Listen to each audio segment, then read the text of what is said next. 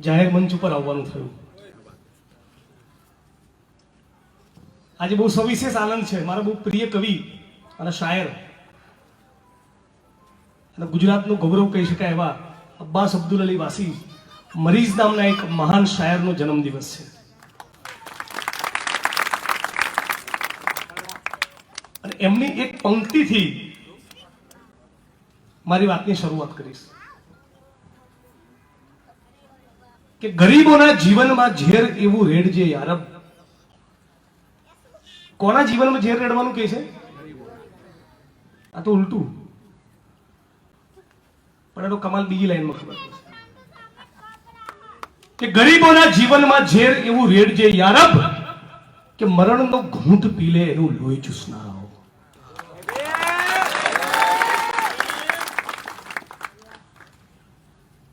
આ ધોળકાની ધીંગી ધરાવ પર એક જમાનામાં ડોક્ટર ભીમરાવ બાબા સાહેબ આંબેડકરના પગલા થયેલા છે. અને એ જ ધરતી છે જે ઉનાકાંડ વખતે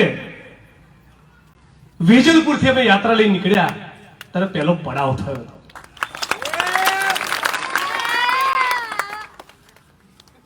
એ જ ધોળકા છે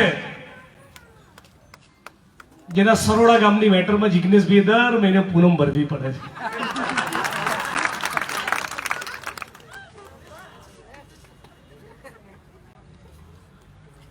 સાથીઓ, રાત ટૂંકી ને વેશ જાજા.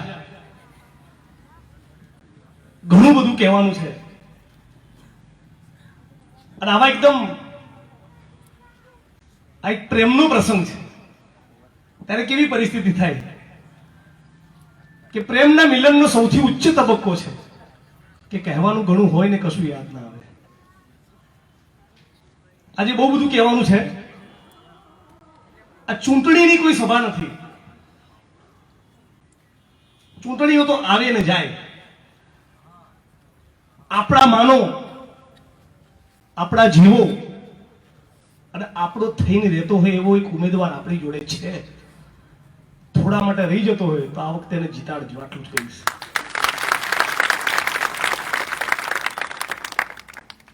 આટલું કહીને મેં ઘણું કહી દીધું.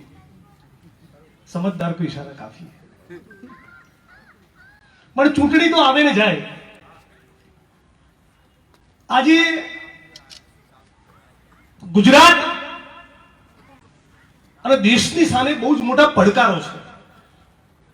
એક જવાબદાર ધારાસભ્ય તરીકે હું નથી માનતો કે મારું કામ ફક્ત વડગામના વોટ અંકે કરવાનું. એ બહુ સ્વાર્થનો સંબંધ છે. આટલી મોટી દુનિયા અને એમાં વોટ સર્વસ્વ થઈ જાય, ધૂળ પડી એવા નેતાના જીવનમાં.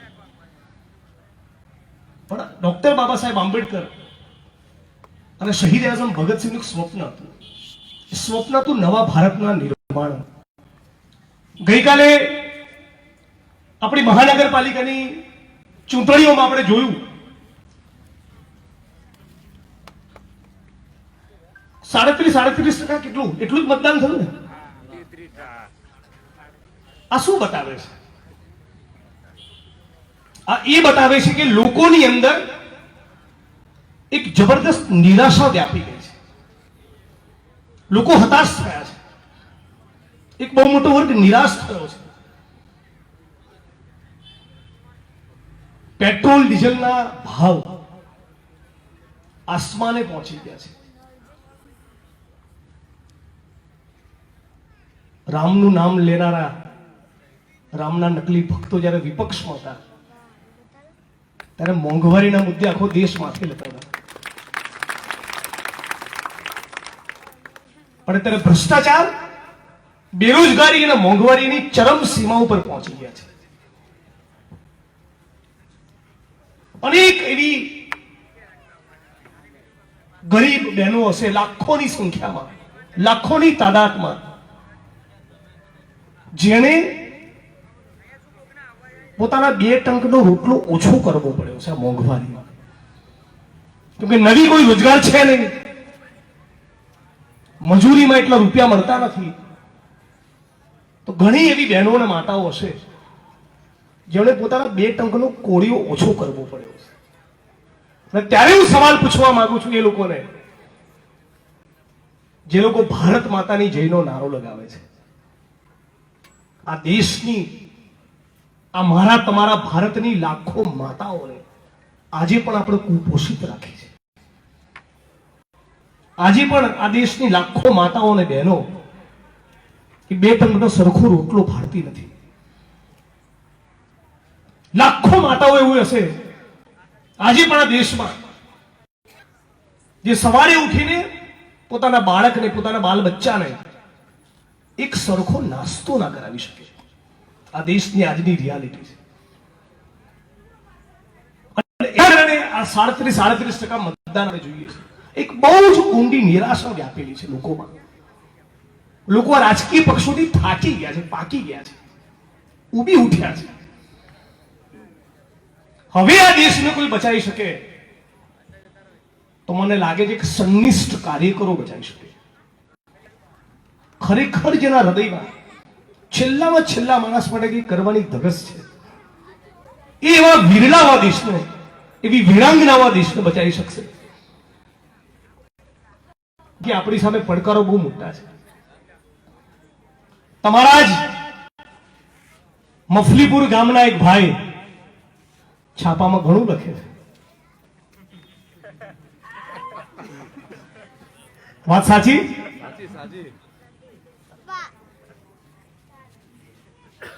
પણ પેલા ચડ્ડીધારીઓનું લખે છે. અને લોકોને સર્ટિફિકેટ આપે છે કે કોણ રાષ્ટ્રપ્રેમી ને કોણ રાષ્ટ્રદ્રોહી. આપણે મફલીપુર ગામમાં છીએ અને મારો અવાજ આ માઇકના માધ્યમથી ગામના અનેક ખેડૂતો સુધી પણ પહોંચતો હશે. એ જમીન ધારકોના ખેડૂત વર્ગને પણ કહેવા માંગુ છું કે તમારા ઘરમાં બેઠા બેઠા હું આ મંચ ઉપરથી ચાલો સાથે મળીને સલામ કરીએ પેલા 20 લાખ ખેડૂતોને જે લોકો દિલ્હીમાં ધમધમાટી બોલાવી રહ્યા છે.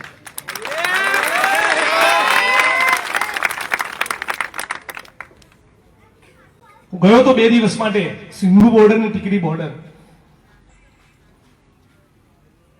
કોઈકે મને વાતમાં કીધું કે ભાઈ એવું કહેતા હતા કે ખેડૂતોને આપણે શું મદદ કરી શકીએ, શું આપી શકીએ. એટલે કોઈએ કીધું કે જે 20 લાખ માણસનું રસોડું કરતા હોય આપણે શું આપી શકીએ.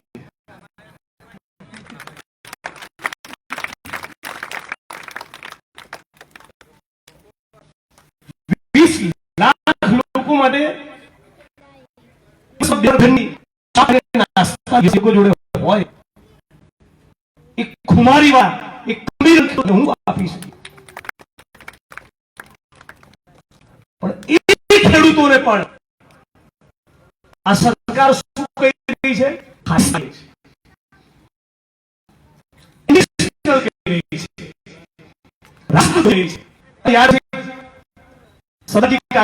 ખેડૂત સિંઘુ બોર્ડરમાં એમના તંબુ ગયેલો વિડીયો મળ્યો છે. અને આ નરેન્દ્ર મોદી સરકાર તમને ખાલિસ્તાન વાળા અને એન્ટી નેશનલ રાષ્ટ્રદ્રોહી કહે છે. તમારું શું કહેવું છે? એમણે શું જવાબ આપ્યો ખબર? 28 વર્ષ કે મેં પોતે ફોજમાં નોકરી કરી છે અને અમારા પંજાબમાં દર 4થા ઘરમાં પરમવીર ચક્ર હોય છે. દર 4થા ઘરમાં કોઈકે બલિદાન આપેલું છે. એ લોકોને તમે કહો છો રાષ્ટ્રદ્રોહી છે. તમારા મફલીપુરના એક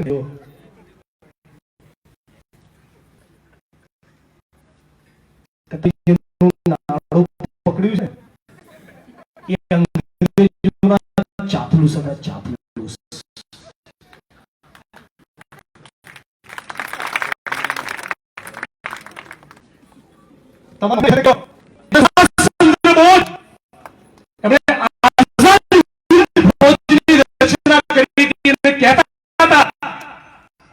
कि तुम मुझे खून दो मैं दूंगा ત્યારે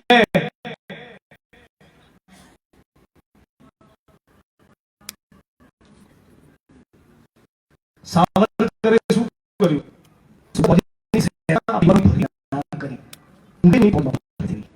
આ એમ ગદ્દારીનો ઇતિહાસ છે. કઈ હાથમાં આવે એની પહેલા કહી દેતા હોય આરએસએસ ની વિરુદ્ધમાં કઈ ના બોલતા. તો આરએસએસ ની વિરુદ્ધ બોલવા માટે જન્મ થયો છે.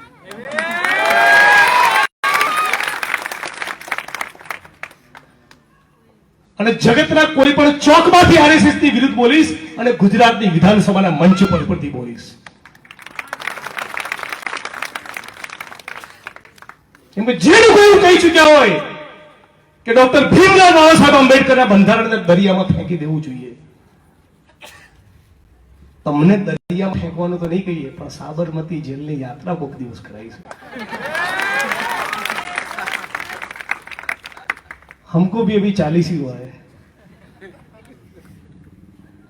नरेंद्र भाई 68 તમારા થી.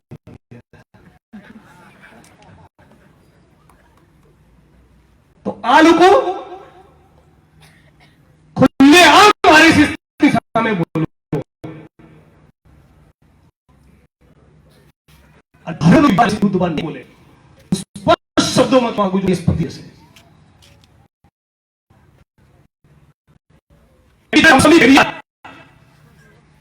જ્યોતિબા ફૂલે ડોક્ટર ભીમરાવ બાબા સાહેબ એ સામાજિક ન્યાયની લડાઈ કરતા ત્યારે આ નકલી સામાજિક સમરસ કોઈની જોડે નહોતા.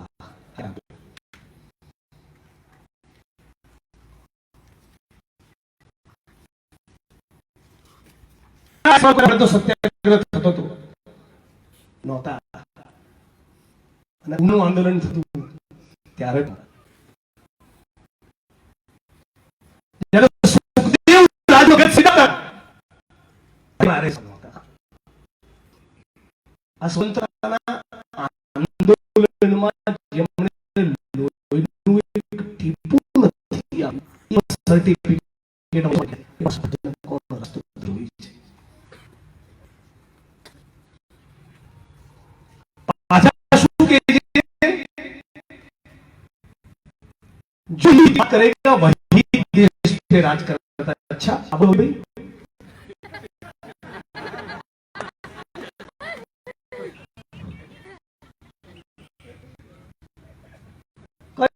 हिंदू ही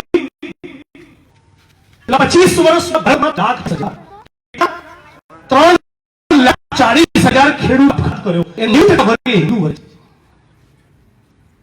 મેં કોઈ સામના માટે બોલ્યા નહીં. બોલે કોઈ દિવસ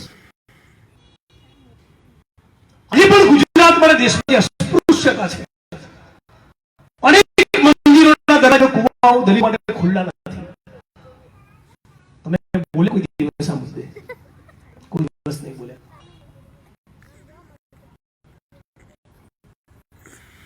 જે હિન્દુ અડિયા મજૂરો કન્સ્ટ્રક્શન પર કોઈ દિવસ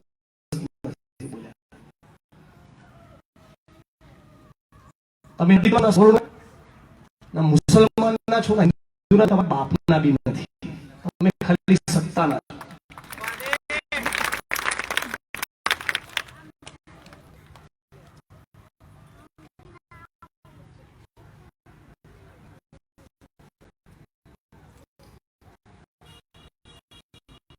આ કોણ છે અમને ખોલી રહે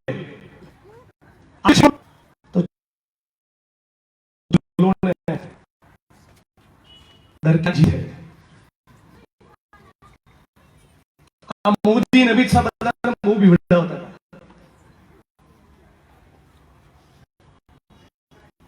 तब हार्दिक समझ ना हो नहीं क्या थोड़ा तो ये ना थी.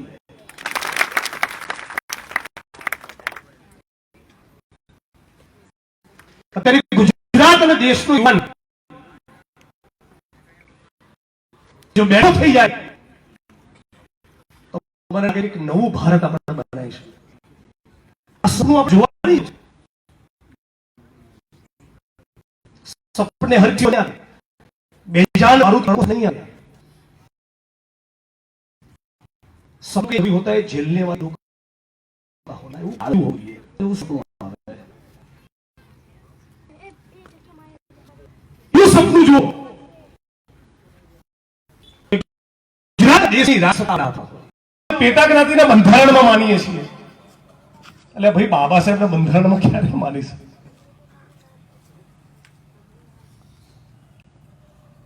સ્વતંત્રતા, સમાનતા અને બંધુત્વ, આ ડોક્ટર બાબા સાહેબ આંબેડકરનું સ્વપ્ન હતું. તો સ્વતંત્રતા તો હજી પૂરી નથી. આ દેશમાં ઘણી બધી હજી ગુલામી બચી છે, જેની સામે લડવાનું છે. સમાનતા બી નથી, ઊંચ નીચેના બહુ ભેદ છે. એના માટે સરકાર અને સમાજની સામે બી એક આપણી ફાઇટ છે. હિંસક નહીં, કાનૂનના દાયરામાં રહીને આપણી એક ફાઇટ છે, સંઘર્ષ છે, આંદોલન છે, આપણી એક મુવમેન્ટ છે.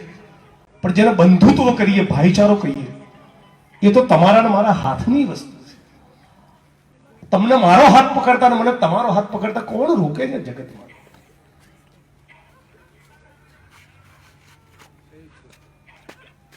તો બંધુત્વ જો આપણે પ્રાપ્ત કરી લઈએ તો મને લાગે ધોળકાથી એક નવી શરૂઆત આપણે કરી શકીએ. થાય કે ના થાય? હું સેલ્યુટ કરું છું, સલામ કરું છું ધોળકાના સરોડા ગામને, જેમણે પોતાના હક અને અધિકારની લડત માટે જેલમાં જવાની તૈયારી પણ કરી છે.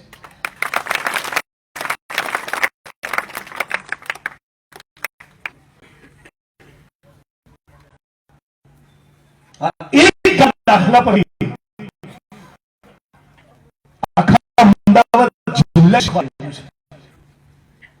ક્યારે મને થાય કે બહેનોમાં જે કૌવત છે આ સમયના આઈપીએસ માં બી હોત.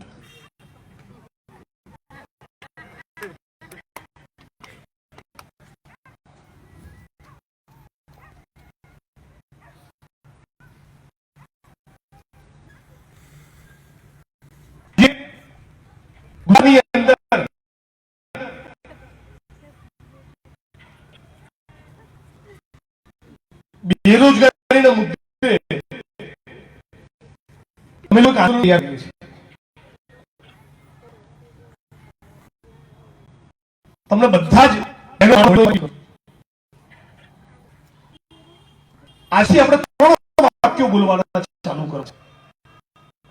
એક, આખા ગુજરાતમાં અને દેશમાં જેટલા પણ સરકારી વિભાગો છે, જેટલા પણ પદ ખાલી બધા ભરતા જોઈએ. જે ભરતી થાય પણ ભરતી થવી જોઈએ. આ ગુજરાતની દરેક દરેક બેન, દરેક દરેક માતા, દરેક દીવાનના દરેક દરેક વડીલના વાક્યો હોય, જેટલા પણ પદ ખાલી પડ્યા છે એની ભરતી કરો તો ભરતી કરવી પડે.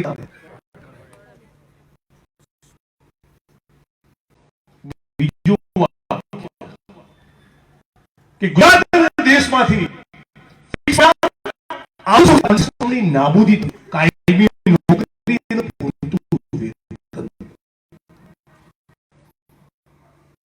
તો કોનો ફાયદો થાય?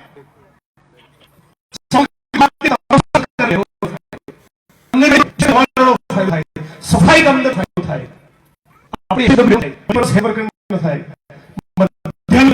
કર્મચારીઓ થાય, હોમગાર્ડના કેટલા પણ લોકો એ ફેક્ટરીઓમાં કામ, બધા લોકોનો ફાયદો થાય.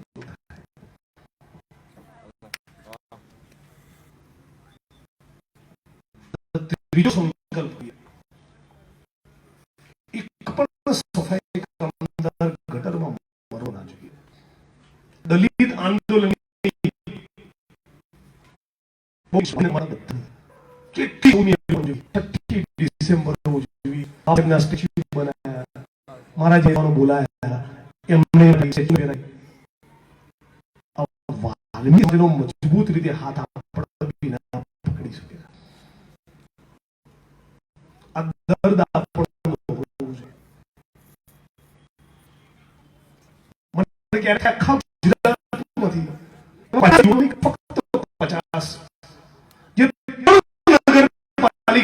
જવાબદારી સફાઈ કામદારોના નામનો મોબાઈલ નંબર ડેટા કરીશ, એ તમામની જોડે કરીશ. એક વખત નગરપાલિકાને પકડ તો 150 નગરપાલિકાની અંદર જેમ કીધું મૂકી દેજો.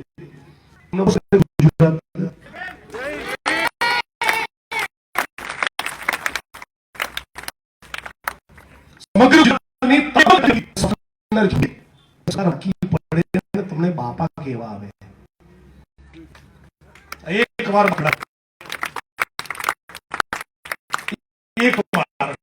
આ દિવસ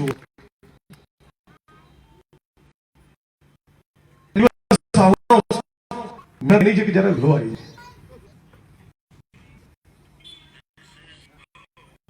અનારાઓનું શાસન અને સુવર્ણ અંત આવશે.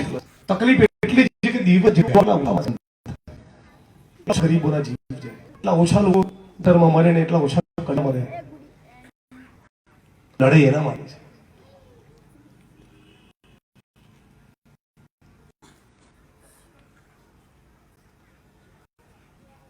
આ ત્રણ મુદ્દા ઉપર આપણે એક સંકલ્પ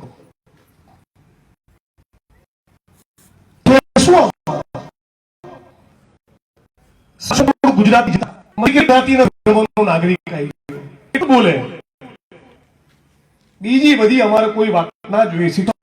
આરોગ્ય મફત કરો. 6.5 કરોડ કોઈ ખાડા ખોદવા નહીં જવાનું, ખાલી બોલવાનું આટલું ઘર કોઈ ન જોઈએ. મંદિર બને, મસ્જિદ બને, આપણે યુનિવર્સિટી જેવું ગુજરાતમાં કેમ્પસ આખી દુનિયામાં ના હોય એવી યુનિવર્સિટી લાઇબ્રેરી બને. આવું સ્વપ્ન છે.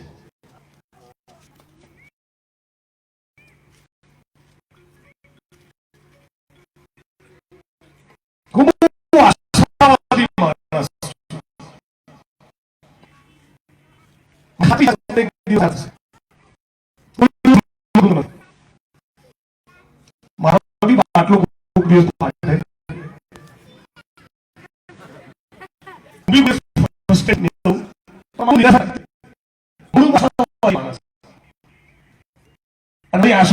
ગરીબ જનતા છે.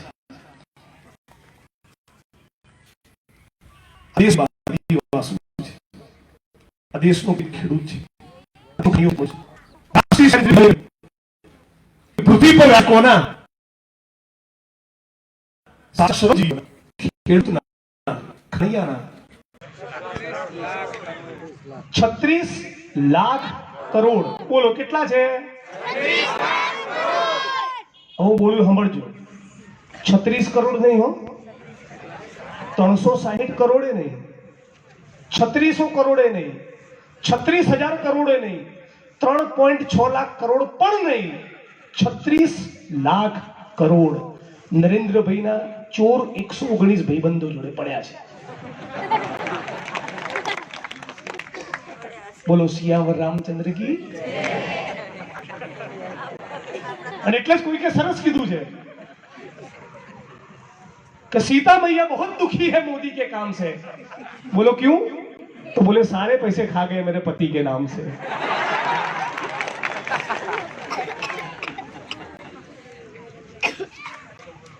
હવે કોણ કે ભારતનું બંધારણ એના પ્રસ્તાવનામાં આમુખમાં શું કહે છે?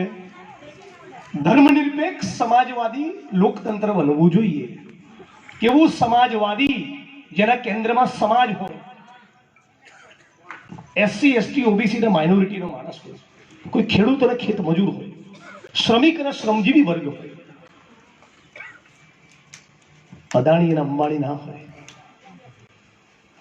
પણ 119 લોકો એક બાજુ અને દેશની 119 કરોડ જનતા એક બાજુ.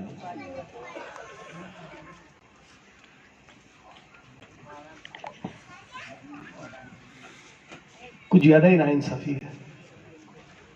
आना बदलવું તો પડશે. બદલવું જો કે નહીં બદલવું? જો આ વ્યવસ્થા નહીં બદલી છે અને ખાલી વોટના થપ્પા માર્યા કરીશું, આપણે એના માટે તૈયાર નહીં થઈએ, આપણે એના માટે જન આંદોલન ઊભું નહીં કરીએ, આપણી રોડ પર ઉતરવાની તૈયારી નહીં હોય તો ફરી પાછા લોકરક્ષકોને 2500 મને 4500 રાખશે. પહેલાની સરકારમાં કેવો ભ્રષ્ટાચાર હતો. ફલાણો મંત્રી બોલું કાલ સવારે 11 વાગે મારા હાડુભાઈ આવશે, BSNL ની અંદર સફાઈનો કોન્ટ્રાક્ટ મળી જવો જોઈએ. હા હા સાહેબ. અને હવે કેવું છે, મારા વાલા નરેન્દ્રભાઈના રાજમાં આખું BSNL જ રાખો.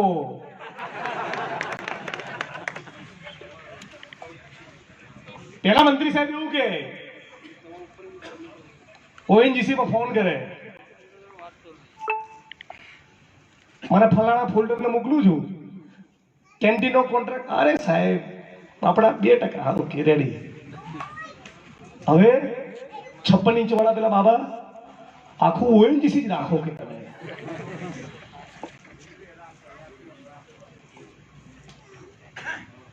સવાલ એ થાય કે આટલી ભયંકર લૂંટ જો છે, આટલું ભયંકર શોષણ છે, આટલી પ્રચંડ મોંઘવારી છે, આટલી જબરદસ્ત બેરોજગારી છે, તો ભાઈ આવે છે તમને. ધર્મ એની પાછળનું એક બહુ મોટું કારણ છે. ધર્મની એવી ભૂરકી લોકો પર છાંટી દીધી છે તો ભૂખ્યાની ભૂખ ભૂલાવો ને તરસ્યાની તરસ ભૂલાવી દો. વીતી ગયેલા 4.5 વર્ષ. આ જાદુગર છે. આ મદારી ચૂંટણી વખતે કેવો 7-12 કાઢે છે અને પછી એવું ડમરું વગાડે છે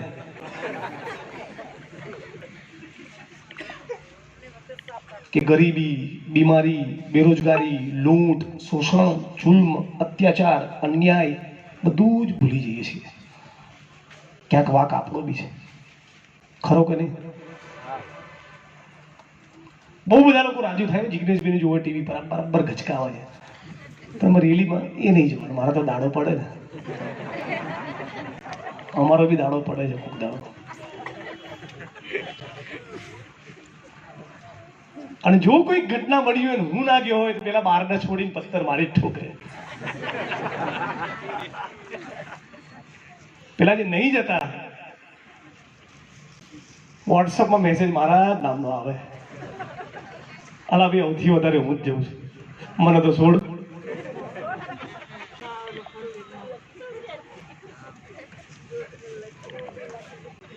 તો કહેવાનો મતલબ એ છે કે આપણે બધા જો તૈયાર થઈ જઈએ એક આંદોલન માટે તો નવું ગુજરાત ના બને, નવું આંદોલન ના ઉભું થાય કે ના થાય? કેટલા લોકો એવું માને છે કે ગુજરાતમાં નવા એક પરિવર્તનની જરૂર છે કોઈ એવું જે માનતું હોય કે ગુજરાતમાં બરાબર મસ્ત લીલી વાડી છે અને મસ્ત કોઈ તકલીફ જ નથી, કંઈ કરવાની જરૂર જ નથી? દીક્ષિતભાઈ તમે હાથ ઊંચો કર્યો, જોજો તકલીફ થશે.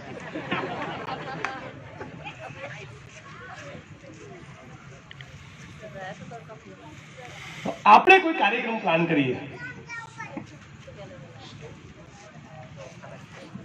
બેરોજગારીના મુદ્દા ઉપર 10-15 હજાર યુવાનો ભેગા જો થાય અને એટલી જ ડિમાન્ડ કરે ફક્ત કે ગુજરાતમાં જેટલા બી સરકારી વિભાગો છે એમાં તમામ ખાલી પડેલા પદ ભરતી કરી દો, ચલો. અને જેટલા બી આઉટસોર્સિંગ ને કોન્ટ્રાક્ટમાં છે એ બધાને 7મા પગાર પંચના લાભ સાથે કાયમી કરી દો. આ બે મુદ્દા ઉપર 22ની ચૂંટણી લડાઈ કે ના લડાય? તો આમાં દલિત સમાજનો ફાયદો થાય કે ના થાય? આદિવાસી સમાજનો ફાયદો થાય કે ના થાય? ઓબીસી સમાજનો ફાયદો થાય કે ના થાય? માઇનોરિટીઝ અને જનરલ સમાજનો ફાયદો થાય કે ના થાય? આખું ગુજરાત આમાં કવર થઈ જાય. આવા કોઈક મુદ્દાને ઉપાડવાની જરૂર છે.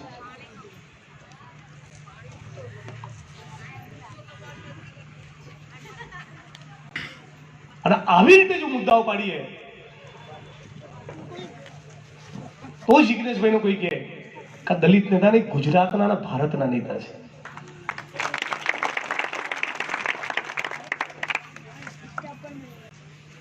આ આપણે કરવાની જરૂર છે. આજે ધોળકા તાલુકાની અંદર દરેકે દરેક ગામની અંદર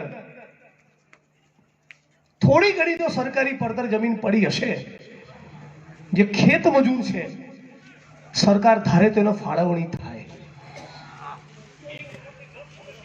હશે ને એવી જમીનો? તો કોને મળવાની? રાવણ સમાજને, ઠાકોર સમાજને, કોળી પટેલને, જો ભીલ અને માજી રાણા હોય થોડા ઘણા એમને, દલિત સમાજ.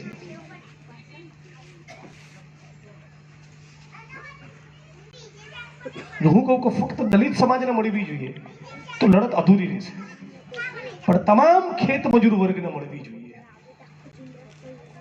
પછી જો અભડાતા છે તો ડાયલોગ કરીશું એમને, આ ભાઈ મૂકી દેજે તો કરંટ આલવાનો બાકી પાછો. તો આખા ધોળકામાં એક નવી મુવમેન્ટ ઊભી થાય. ધોળકાના દરેક ગામની અંદર સાહેબ ઓછામાં ઓછા 50 એવા માણસો છે જેને નરેગામાં કામની જરૂર હશે. હશે કે નહીં હોય? જેની જોડે કામ ધંધોનો રોજગાર ના હોય. કોણ આ મુદ્દે લડવા માંગે છે? લગભગ કોઈ નહીં.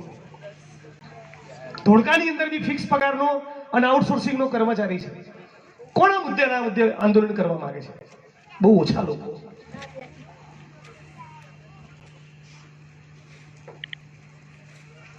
આ વખતે હું વિચારું છું, ધારાસભ્ય બન્યો અને તરત જે 14મી એપ્રિલ આવી ત્યારે કચ્છ જિલ્લાના રાપર તાલુકામાં આપણે કોલ આપ્યો હતો સામખિયાળી હાઈવે બંધ કરવાનો.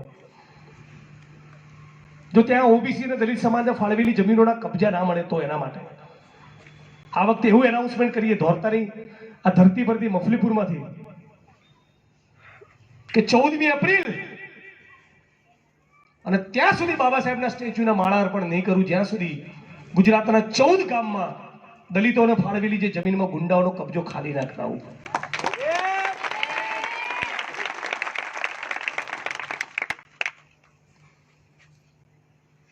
સરકાર તમારી, પોલીસ તમારી, હોમ મિનિસ્ટર તમારા અને એકલો અપક્ષ વાળો કહે છે ચલો આવી જાઓ.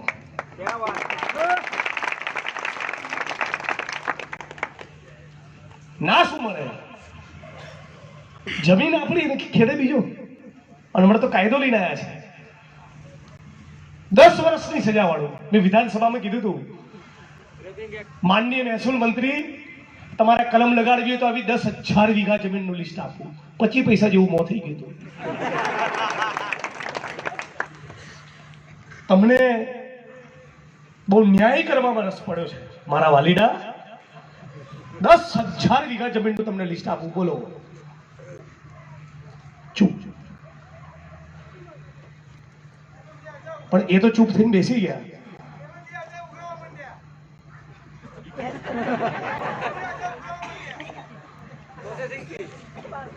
Processing fee. જય શ્રી રામ બોલો. અરે 2000 આ સરસ છે. તો આપણે 14મી એપ્રિલે સંકલ્પ કરીએ કે ગુજરાતના 14 એવા ગામ જેમાં ખેત મજૂરોને સરકારે જમીન માલિક બનાયા અને એવી જમીનોમાં જે ગુંડાઓ ઘૂસી ગયા છે હવે 14 ગામની જમીનોના કબજા લઈએ અને પછી જ સાંજે ડોક્ટર બાબા સાહેબ આંબેડકરના સ્ટેચ્યુના માળા અર્પણ કરવાની. ત્યાં સુધી નહીં.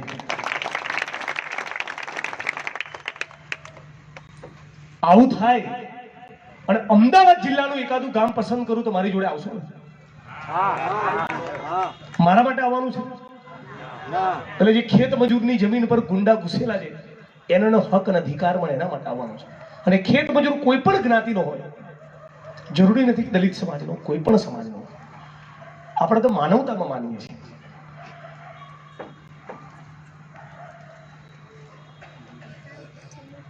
મેં હવે બહુ સભાઓમાં બોલવાનું ચાલુ કર્યું છે અને છેલ્લે આટલું કહીને મારી વાત પૂરી કરું.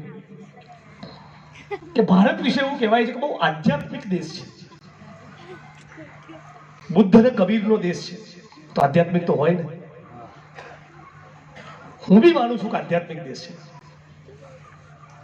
મને સવાલ થાય, અને આટલી છેલ્લી વાત કરીને મારી વાત પૂરી કરું, કે આ આધ્યાત્મિકતાનો મતલબ શું? હું આ પૃથ્વી પર કેમ આવ્યો ભાઈ? શેના માટે? મારું કામ શું? ચમનો આવ્યો? ક્રિકેટની મેચ રમવા આવ્યો? મંચ ઉપરથી ભાષણ કરવા આવ્યો? કવિતા કરવા આવ્યો? દાઢીઓ કરવા આવ્યો? કઈ કારણ તો હશે. તો આ કારણની તપાસ કરો, આ કારણની તલાશ કરો, તે તમને આધ્યાત્મિકતા ઉપર લઈ જાય. અને આધ્યાત્મિકતાના જે જાણકારો છે એવું કહે છે, હું તો આમાં કાચો પડું એટલે ટેસ્ટ મેચ વાળાની સામે રણજી ટ્રોફી વાળો કેવો હોય એવું પડું. પણ આધ્યાત્મિકતાના જાણકારો એવું કહે છે કે આ આખું બ્રહ્માંડ ની અંદર એક જ તત્વ છે. તો આપણા કોળી પટેલ ને રબારી ને ચૌધરી ને ઠાકોર ને દલિત ને મુસ્લિમ ને જૈન ને, જ્યાં સુધી જાતિ જીવતી હોય ત્યાં સુધી ભારત ભૂમિને આધ્યાત્મિકતાની પ્રાપ્તિ ના થાય. મને એક મનુષ્ય તરીકે, એક માણસ તરીકે બીજા માણસમાં એની જાતિ અને ધર્મ દેખાય, એનું ગોળ અને પરગણું પેટા જ્ઞાતિ દેખાય, તો આધ્યાત્મિકતાની પ્રાપ્તિ કઈ રીતે થાય? એટલે મને લાગે છે કે દલિત હોય કે સવર્ણ, હિન્દુ હોય કે મુસ્લિમ, બધાએ ફરી એકવાર શાંતિથી કબીરને વાંચવાની જરૂર છે.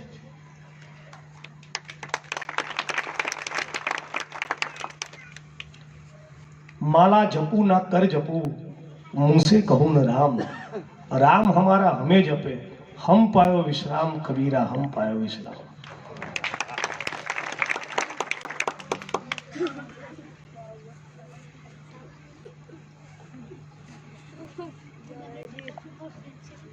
ઘણી બધી વાત કરી અને મજા પડી. 14મી એપ્રિલનો ટાર્ગેટ પૂરો કરવો છે, તો મફલીપુરમાં મારું બોલવું, તમારું સાંભળવું લેખે લાગે. એમાં તમારો સહકાર આપવો પડશે. પાક્કું?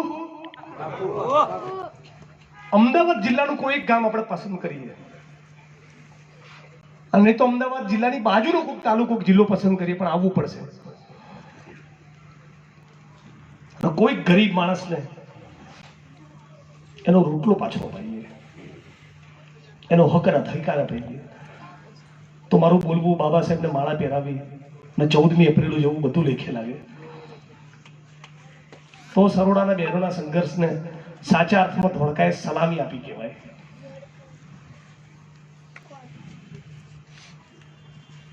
બસ તો ધોળકા આવતો રહીશ. કદાચ કાલે અમલિયારા તો પરમ દિવસે અમારા દીક્ષિતભાઈના ગામમાં કાલે અમલિયારામાં મીટિંગ છે, એટલે ધોળકા આવતો રહીશ, તમને મળતો રહીશ. અને એના ધારાસભ્ય કોણ છે તમારે ચિંતા નહીં કરવાની, હું બેઠો છું તમારો ધારાસભ્ય.